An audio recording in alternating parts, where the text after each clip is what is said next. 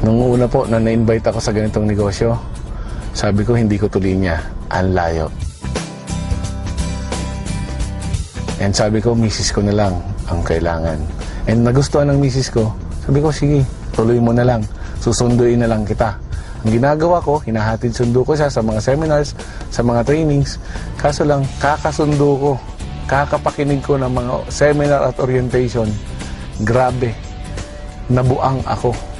Sabi ko sa sarili ko, dito mababago yung buhay ko. Dito magkakakotse ako. Dito lahat ng pangarap ko makukuha. Pagsali ko po sa AIM Global, nagulat ako. Kala ko ganun kadali. Kala ko ganun kasimple. Kala ko lahat ng ibitahin ko sasali.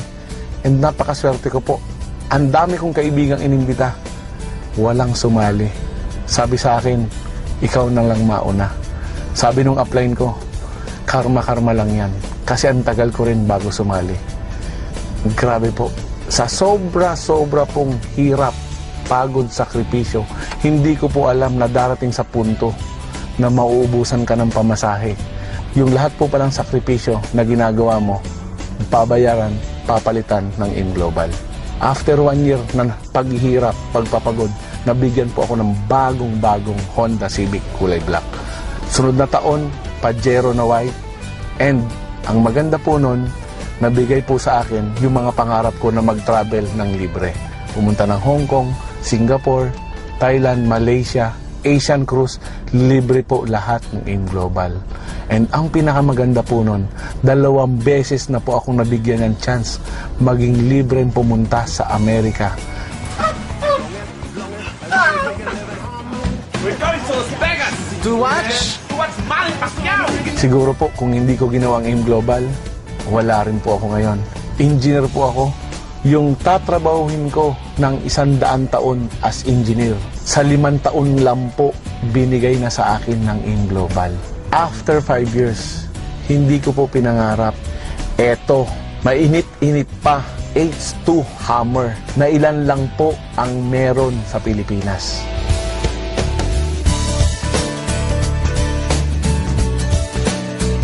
Global, number 1.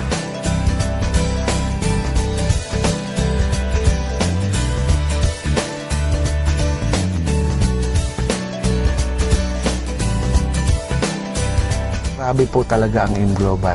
Sobrang blessing po ang ibinibigay. Sa AIM Global po, lahat posible.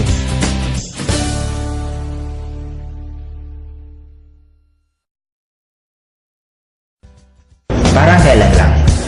Nagsimula ako, halos walang maniwala sa akin kasi motor lang yung dala ko.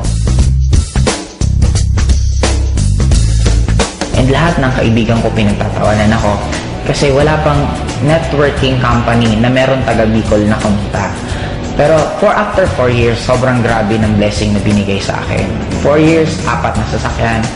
First car ko is Honda Civic, second car ko is Montero Sport, third car ko is sobrang guwapo ng sasakyan kasi 2-door siya ng Accord na kung nanonood ka ng Fast and the Furious, halos magkamukha yung sasakyan na yun. Pang fourth car ko, normally halos ito yung nagiging ultimate goal eh. Fourth car ko is Hummer. Na ang kagandahan dito, may maliban lang kasi since ang taas ng gas consumption ng Hummer, binigyan pa ako ng AIM Global ng bonus na profit sharing na worth 600,000. 350,000!